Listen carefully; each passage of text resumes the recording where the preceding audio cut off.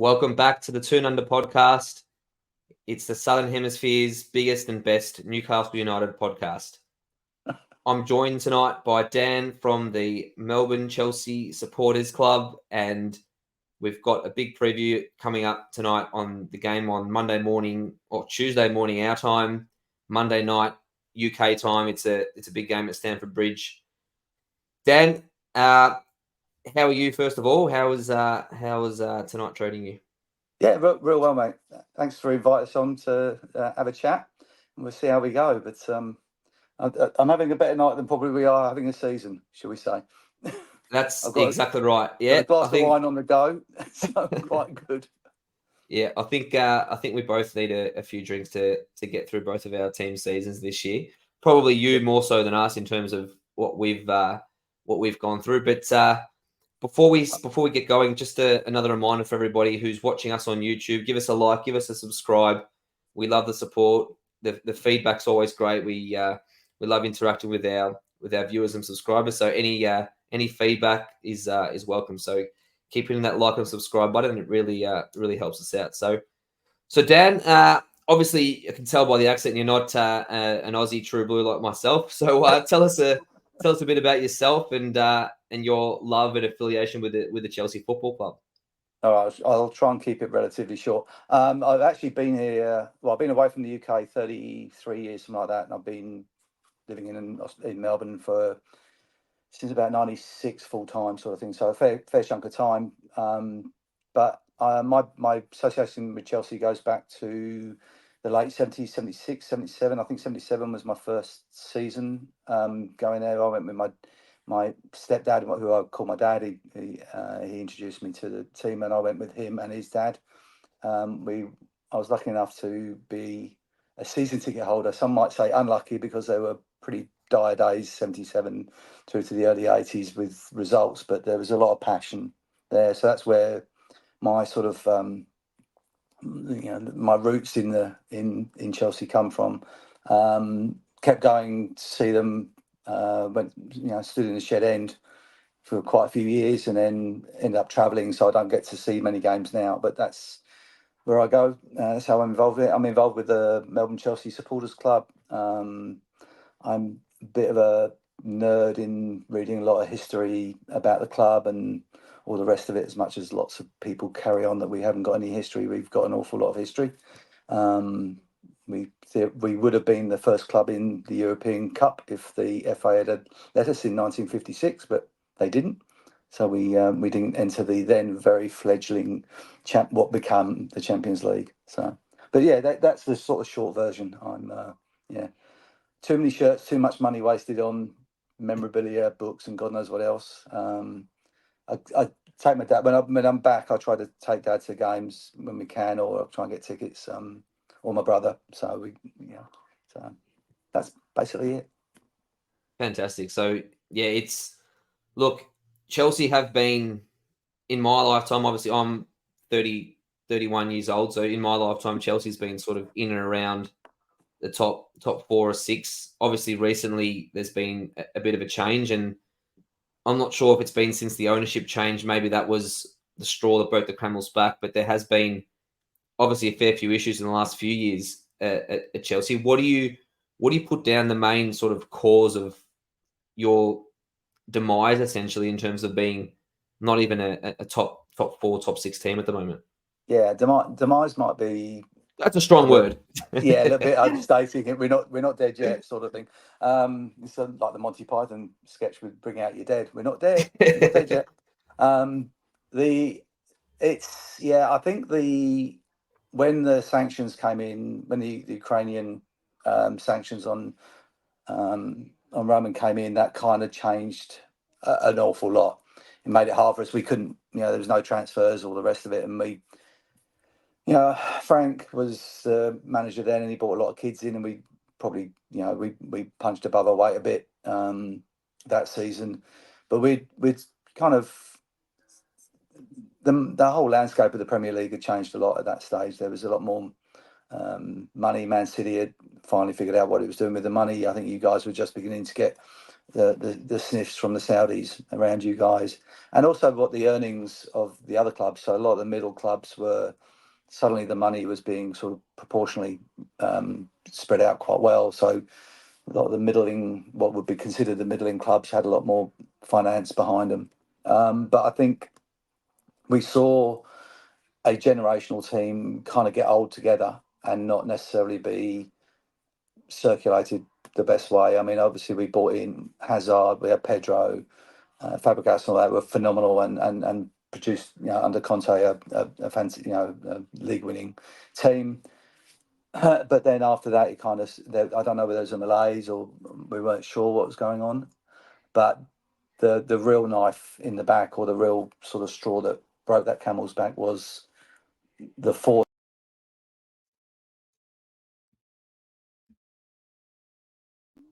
franchise owning company in the US, and they splash a lot of money at that, but that they have not been sensible with how they've done stuff here. And I think in some respects it's like Liverpool had, I think it was Hicks and Gillette, with one of their first American owners, and they didn't really have a clue. So they had that sort of hiccupy kind of few seasons. And I think we're kind of in that sort of, it's not a doom loop, but a little spiral of perpetual cock-ups. Good one week, bad for a few. Good 1 week, bad for a few.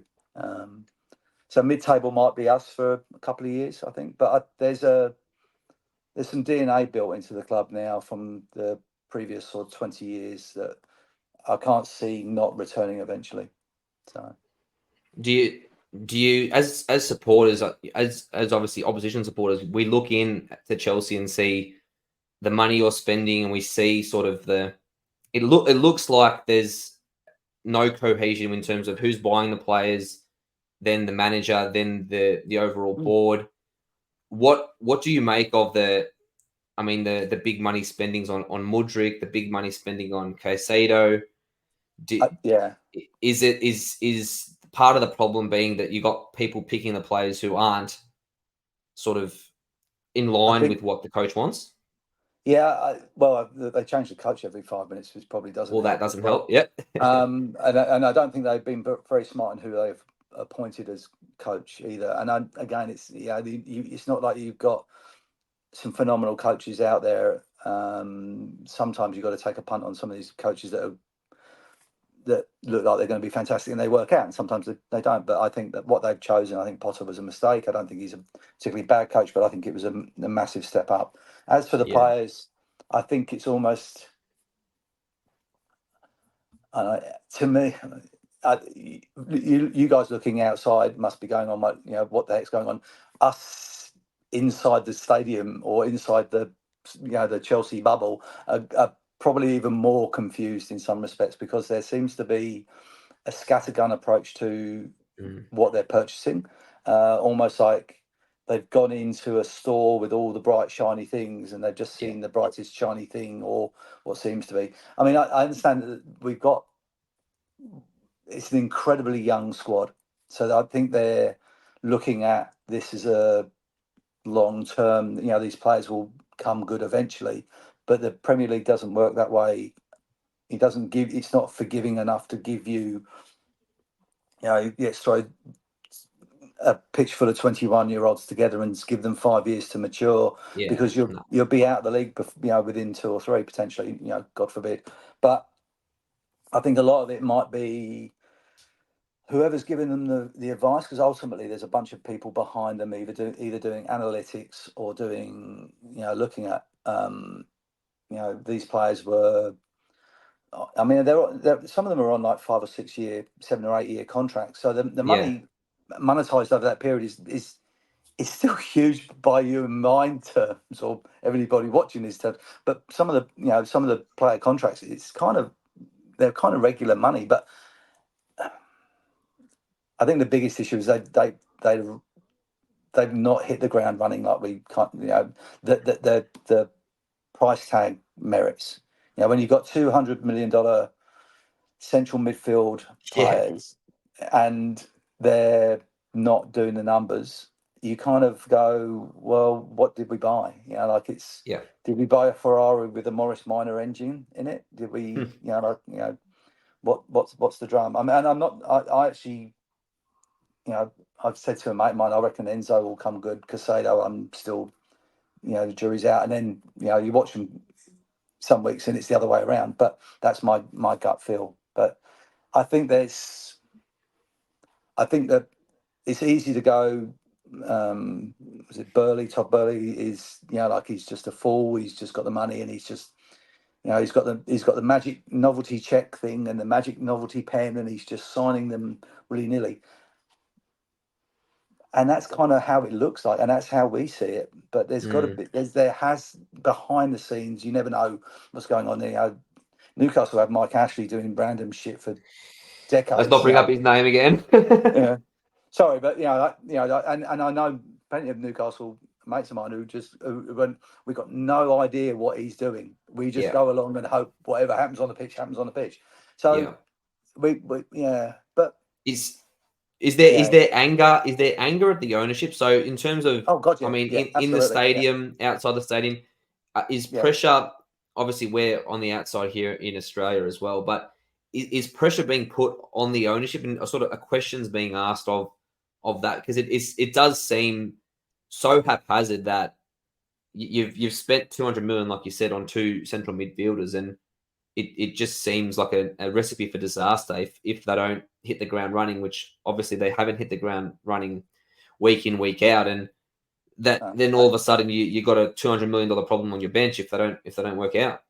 Yeah, I think there's two separate sort of things to that question. Yeah, there is anger, definitely anger, and particularly I'm on a couple of Facebook pages with mates, like fairly vitriolic about how they feel about it, and got perpetually, it's become bigger and bigger, the anger and the WTF moments of what are the ownerships doing. But the ownership, I don't think actually give a damn what people think. I think they've got their idea, they're gonna do this thing, and this is what happens. And there might be a little bit of naivety from them, not understanding what the league is like, and what most of the stuff. I mean, their US ownership and other bits and pieces, there's no relegation, so they don't understand that. I mean, my wife's a Blackburn supporter, and she said when the Venkies took over, that I don't think they knew that they could get relegated, and they got relegated. I mean, slightly different setup, but it's like that when someone buys something, you would think that they would be smart enough to know what the hell's going on. They don't. It's funny you say that, because obviously the sort of characters who are buying football clubs, they're in a certain stratosphere in terms of their wealth that me and you obviously can dream about, but we probably will never be there. Maybe we will, but I doubt it. So they're probably that sort of self-consumed in terms of, I've got myself to this position in my life, I'm going to do it exactly the way I want to do it. People will criticize me. People will say, they're not going to sort of have any sort of. I don't think anybody would say no to them.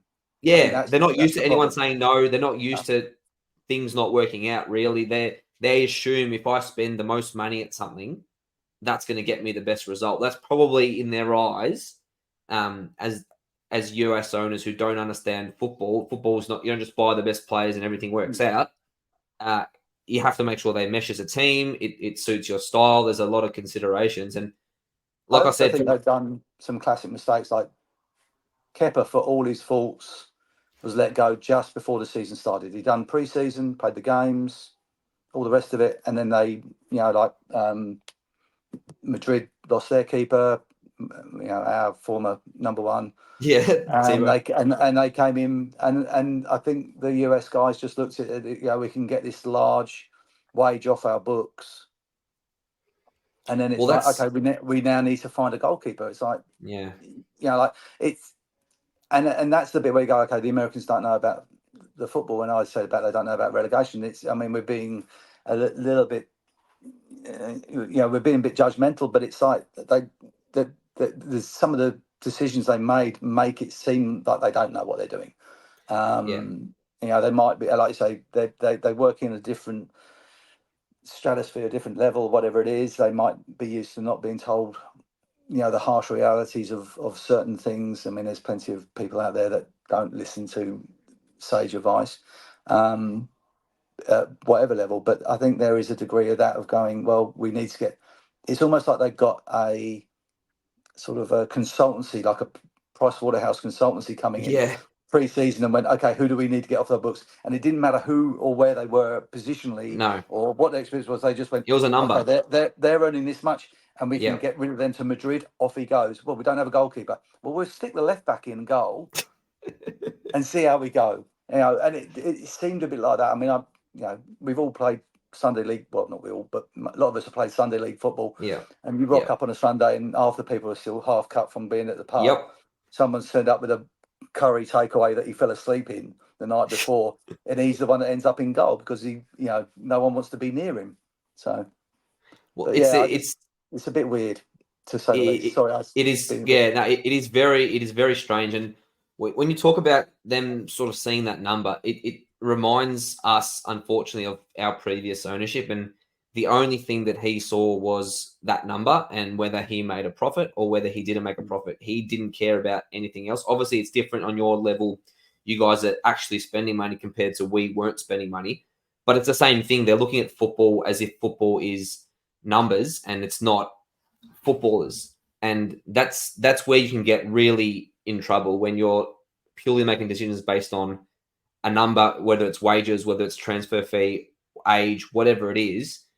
That's where ownership can get in trouble. Yeah, it's a spreadsheet, and football's not a spreadsheet. So no, that's I think it's that's not where just the players. I also think it's the fans and the fan base and what you do with that, because like Newcastle will sell. The St James's will sell out.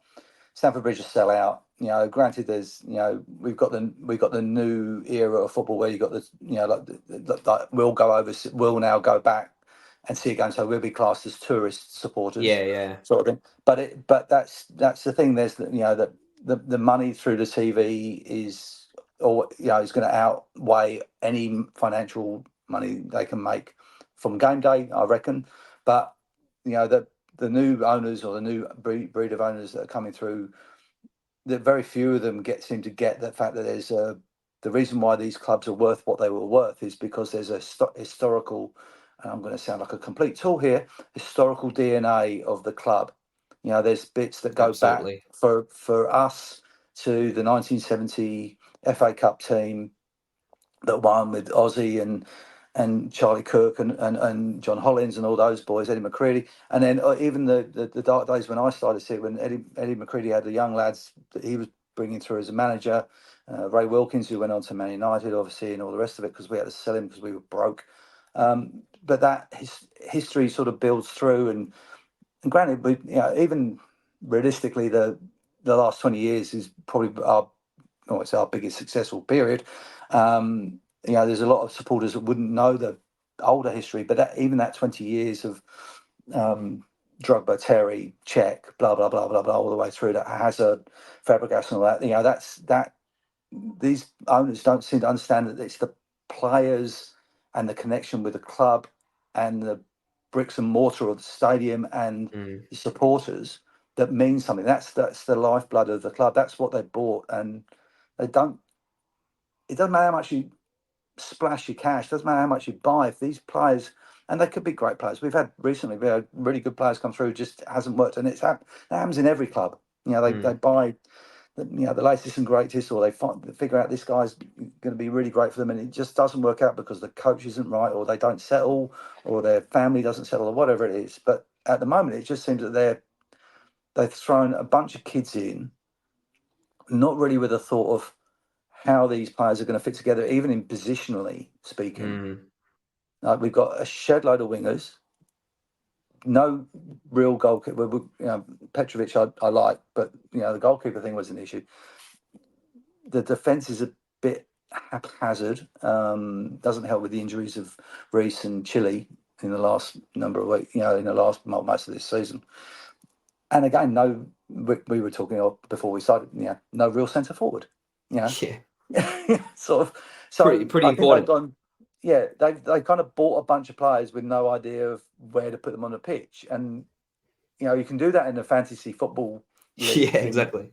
Yep. Because it doesn't really matter because they're all going to gain points whatever they do. Yep. As a fantasy team, you could lose every game, but if your players are all doing really well, away you go. So, yeah, look, I don't know.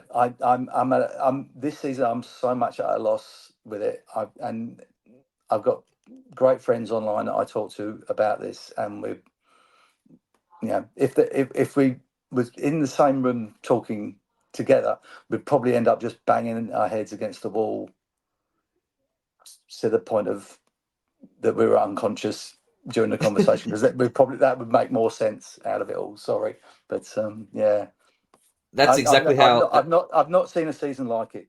Yeah, well, that's exactly how I felt as a Newcastle fan for about 15 years under the previous ownership. I'd wake up at 3 in the morning. We'd probably lose 3, 4, 5-0, and I'd sit to myself saying, when are we ever going to be a serious football club? But luckily, we are sort of turning that way, and obviously we had a tough season, relatively speaking, compared to what we did last year. But we are on the right track, and I think hopefully you're doing all right. To be honest, I think you guys are doing all right. You're batting more than average, should we say? Well, that's the thing. I mean, we did superb to make the Champions League last year, and we've had our injury. I mean, it's been an epidemic really at our club. We've had ridiculous amounts of injuries, but it's more so that now we can actually see a plan at the club, and now we can actually see what the ownership is trying to do, what the club is trying to build, and that gives us hope. And I never had, following Newcastle basically my entire life, there was a very rare moment where I actually had hope, and now we've got hope. So obviously Chelsea hope is what been kills you, mate. Well, that's the thing. Well, Chelsea's been very successful in recent times. You've had probably plenty of hope, but this year it has not been that much. Before we get onto the lineups, just a quick thought on Pochettino. What do you see as his prognosis? It sounds like there's an article every second week saying that he's one game away from the chop, and then he survives, and then he goes on. I've read 2 today, because Tuchel's now available, and the Mourinho thing is surely not. No, surely not again. I would hope not, in some respects. But you asked about Poch. I'm really. He's such a Vegemite stroke Marmite type appointment. Some people, and it's not even love. They kind of go, okay, this is okay. He seems to have done all right. And then there's a whole bunch of them go, hate him, dislike him, don't want him. So there seems to be half a plan there. So there seems to be half an idea of what he's trying to do. But again, it comes back to that. We've got a bunch of players that might not be the right bunch of, I don't think we've got every position covered. We seem to, like we're trying to put certain players in positions that might not necessarily be what they're suited for. And I've tried to work out the lineup that we talked about during the week. It was like come up with 2 different things. I felt like writing one that I'd dream of, like with all the old players in there. But does he survive? So if we get the chocolate this week, does he survive? Oh, I think he'll be here for the end of the season. Oh, right. He'll last the season, you think? Right. Yeah, okay. I think so. Yeah, I think unless there's some humongous fan revolt, and it has to be, because that kind of was what was Potter's undoing, was the fact that there was massive. I think they would have probably stayed with Potter till the end of last season. Or dragged it out a bit longer than it did, yeah. Yeah, dragged it out longer than he did, yeah. I kind of like that whole period of time has become a bit of a blur to me, because it was so diabolically awful. And that's the thing, we wake up at, or theoretically, we have to stay up at 3 in the morning or 2 in the morning, or watch a game even in the early kickoff that finishes at 2 o'clock in the morning. Yeah. And I'm 57 in about, I don't know, 10 days time or something, and it doesn't have that appeal to me when you kind of not too sure that you're going to get served like kind of leftovers from dinner on Wednesday on Saturday. It's like we're not too sure what we're getting, and that's awful as a die-hard fan to go. I'll watch it in replay, but there's also a bit. Yeah, I'm an old man, so I'm pulling the old man card out and going. But yeah, I don't know. I can't see them. I can't see the management bending because they're just, as I was saying, they don't. It's not they don't care, but I suppose it is they don't care. They're doing their thing. You know, it's their dime. They can do whatever the shit they want. You know. Mm. And I'm trying to. I suppose I'm being a little bit, middle of the road on this. We got to the final with the League Cup, Carabao. Carabao Cup, and realistically, we could have, that could have gone either way. Yeah. That game was definitely one of those games that was like, one twist, one turn, and it could have done. So that was a shame for us that we didn't win it. We got FA Cup quarter final against Leicester. If we get that and we end up going through, if we have a FA Cup final in the season, that will keep him in the job for sure.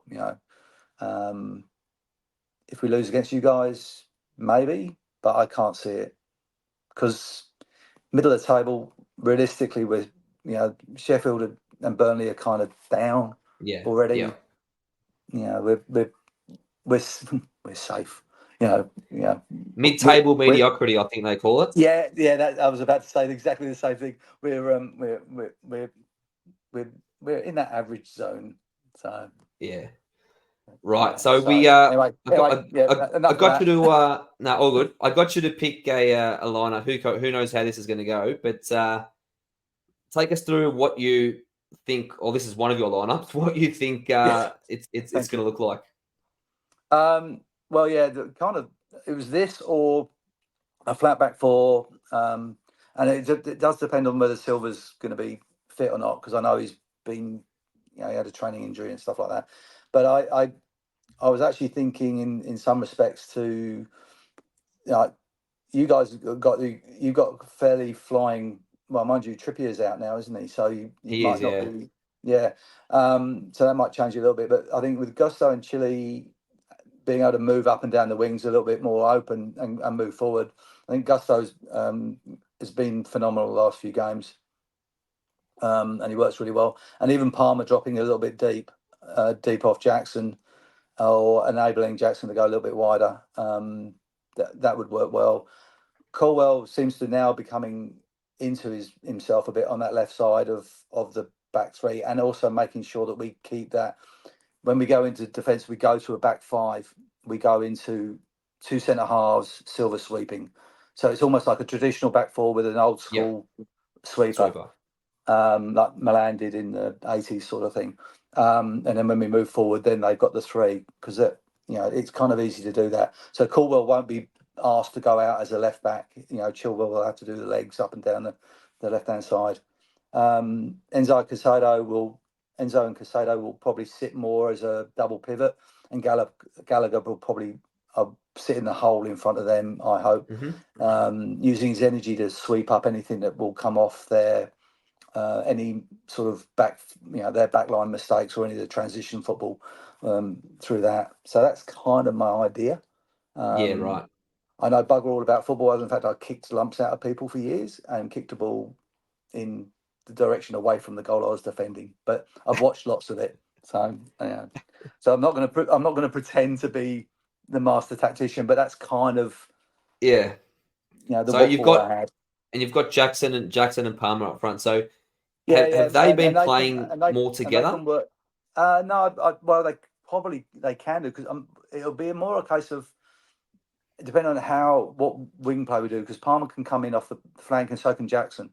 So in pre-season, in Christopher, him and Jackson worked really well when they were switching into play off the wing.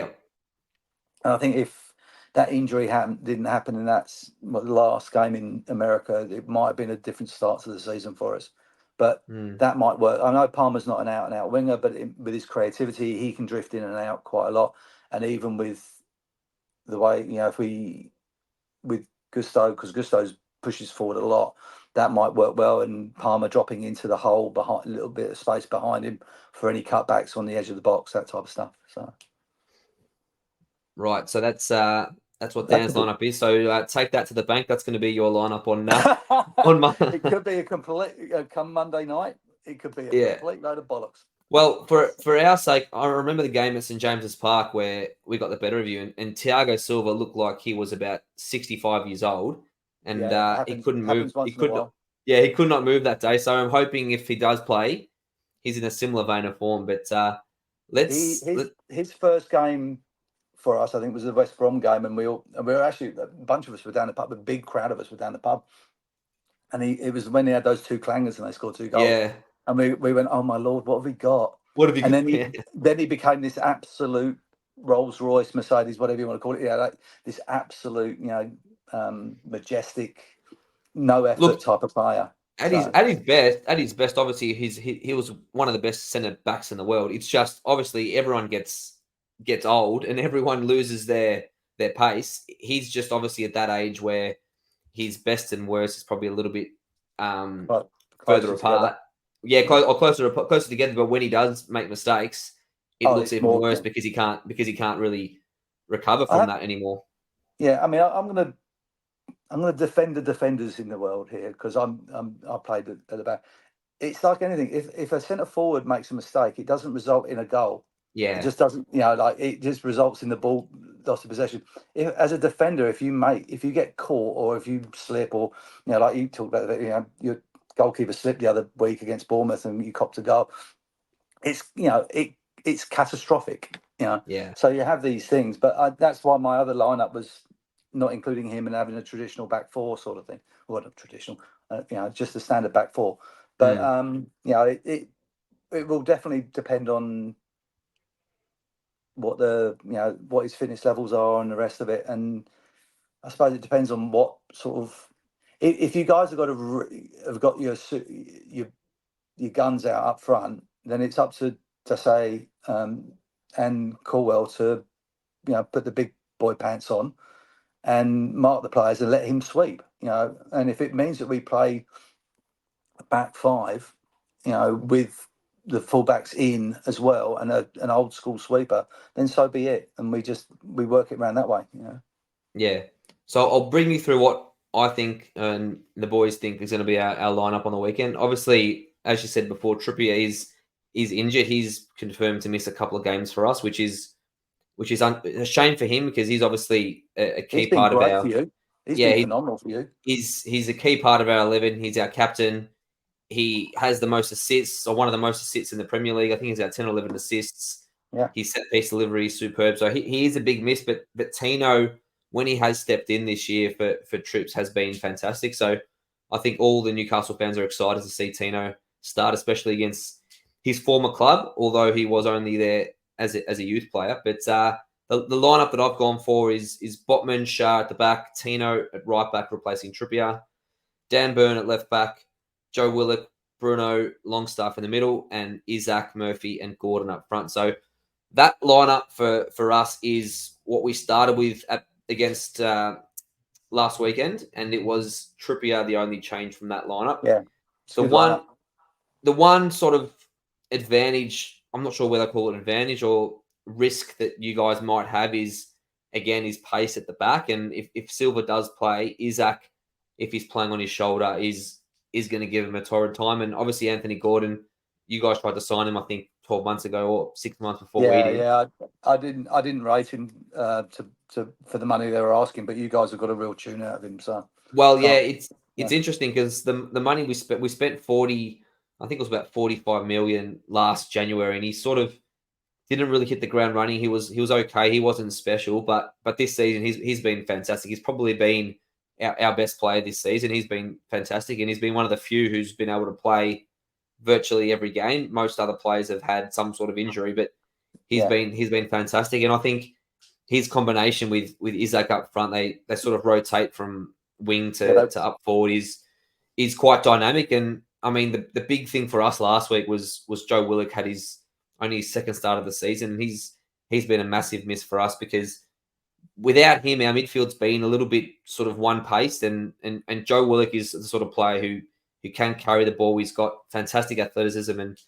he can make a late run into the box and cause trouble that way as well. So he was a wonderful player for us last week. He's been great for us since he's ever come to the club, to be honest. So he's a big in for us, and I'd be looking, if I was Eddie Howe and if I'm the tactician before the game against Chelsea, I'd be trying to get on your centre-backs touch as soon as we can, because I think our pace, if we can turn the ball over, our pace is going to really worry you. So in terms of that was the thing with the two lineups, but still we can go with that. You know, we can still work that out. You can still have that five there, have the two pivots looking after the midfield, and Gallagher roaming there. It's a bit defensive. I've seen Milan win countless games in the 80s playing that way, so it's not pretty, but it works. You know. Well, you guys are just desperate for results, as are we. We're desperate to try and keep pace with the top 7 to try and get some sort of European football. I'm sure you guys are aiming for European football, or maybe you're not. Do you think you any ambition for a top 8 finish or top 7 finish? Or I'd love to have an ambition for that, but I really can't see the there's too many other clubs in better positions like yourself. Villa are having a phenomenal season. There's this. The Liverpool, Villa, Arsenal, Man City thing there, and United seem to be somehow, don't know how. Yep. I know what you're going to say. They I don't know whether they score off their arse. Yeah. Or, they happen to turn around, the ball hits them in the face and goes in the net, sort of thing. But there is no. The ground's in better state than the team is, and the ground's falling apart. Yeah. And, you look at the table, and they're I think they're about 5 or 6 points above us as well. And you think to yourself, geez, I've watched them play a fair bit this season. They've been utterly rubbish. And somehow they've been... They should be where you are, really. They should be, they probably should be close to you. Yeah.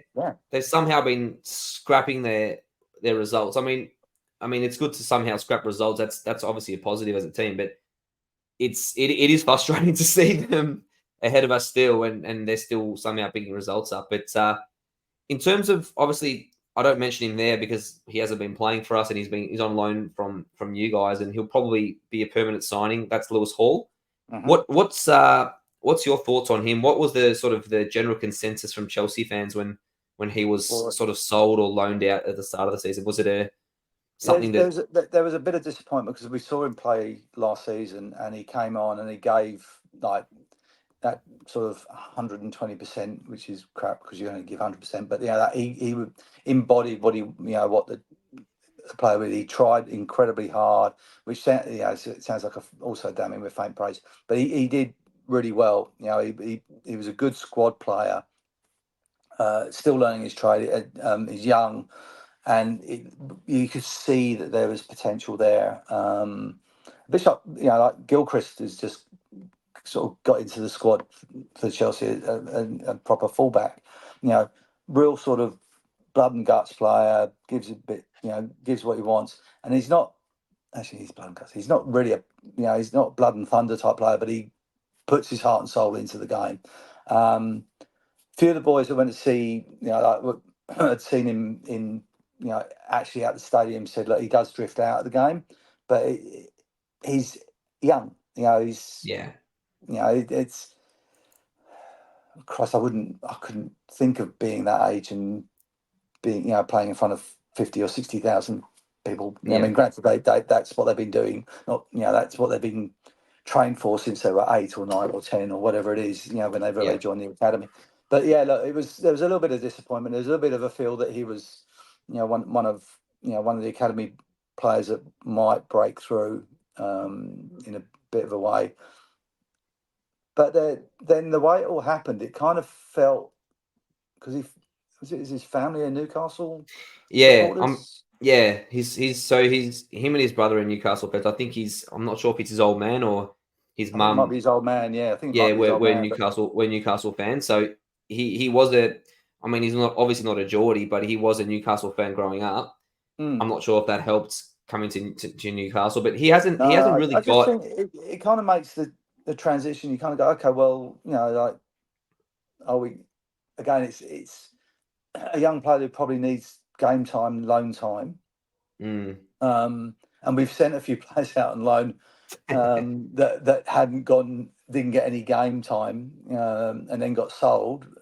Billy is the big one. That was down at Brighton, like getting man of the match every bloody week now. And that one cut more than Hall going, that type of thing. So if Kevin De Bruyne we had, and there's a player that bites you on the arse every time he plays against you, and that's the thing. I think almost any team would want the best for any of their youth products to go off and do great things, but not necessarily against in the league that they're in. So it's we were talking before we went in, we had this whole generation of young players come through, kind of almost at the same time. Solanke, Tammy, all those players, they all matured into looking for first team football about the same time, and so you can't. The squad's only so big, So I don't know. Exactly. I sound like I'm avoiding the question. I really don't.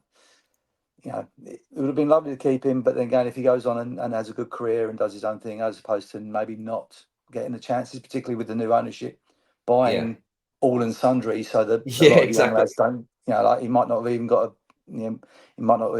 a look in it as a ball boy. Who knows? It makes it as a fan. It does make it more special when someone is coming up through the academy and he makes it as a first team player. It gives you a lot more of a connection with that player. So when those players sort of go, we had it with Andy Carroll when he sort of just burst onto the scene and Ashley saw the dollars and he sold him off to Liverpool at the first chance he got, and that was a dagger to the heart to most Newcastle fans because he was sort of the one thing we were clinging on to, the academy product coming through, old school number 9. So there is that academy product sort of connection to the club. But look, hopefully for Hall, he has had a tough season for us. He hasn't played probably as much as he wanted to. But again, he's still an 18, 19-year-old kid. I was going to say, he's not. Isn't he 19 or 20? Yeah, he's a very young kid. And I think Eddie Howe is trying to be as conservative as he can with a young player. And there's nothing wrong with a young player learning off more experienced players ahead of him and sort of building his experience that way. So hopefully for our sake, he can have a better impact, if not later this season, next season. But we'll hopefully it's not sort of he'll get lost at Newcastle and he'll go somewhere else. We do hope he does make it. Yeah, I think for you guys, because you got the please excuse this phrase, you got the new money. Yeah. That they don't go a bit sort of banzai on okay, we've had 2 good seasons, we haven't quite solidified what we need to do, now we're going to just go and buy shit, we're not going to do this. Because I think Howe had when he was at Bournemouth, he had a thing of nurturing players through, not necessarily all young players, even players that kind of had slipped through the net a bit, like he found little broken gems, and obviously coming up from the lower divisions, you kind of get that a little bit more, as you would see with the Leicester story when they got when they came up from lower divisions. Vardy had been on, didn't he have a bloody ankle bracelet when he was playing at some club? Got substituted at half time so he could actually get home in time to be allowed to connect or whatever it was. It's some bizarre story, but but that sort of thing. But I think at Bournemouth he had that kind of, and also the relationship with the club. That better. I'm a coach that's got a more sort of player centric. Let's build what we've got. Let's look at what we got before we try and just do what we did and throw a couple of $100 million players in that we might not necessarily need. Yeah. Well, I think that's the right way to do it. And look, I think he will get his chance at Newcastle. He'll just got to be patient, and he's obviously still a young kid, so there'll be plenty of time for him to make an impact with us at first team level. So before we call this one a night, give us your prediction, Dan. What do you think the score is going to be this weekend? 2-1. 2-1 to Chelsea? Yeah. Go on.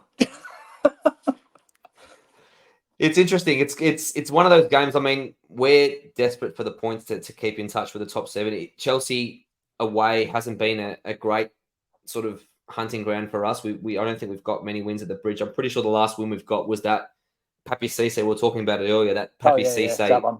Was that the last one? Wow. I'm pretty sure that was the last win we've had at Stamford Bridge. I think we've had a few draws since then, but we haven't won since that great game. So, look, for our sake, I hope it's a win. In our form, I just can't really trust us to get 3 points on the road. I'll predict a Desmond. I'll predict a 2-2 because we ship goals for fun these days. And I mean, you guys can't really score goals, so that might not work. But I think I think maybe, it'll be a couple of own goals either way. Yeah, it might be a couple of own goals or a couple of penalties, and it'll be a score draw. But thanks a lot for your time, Dan. It's been wonderful chatting, and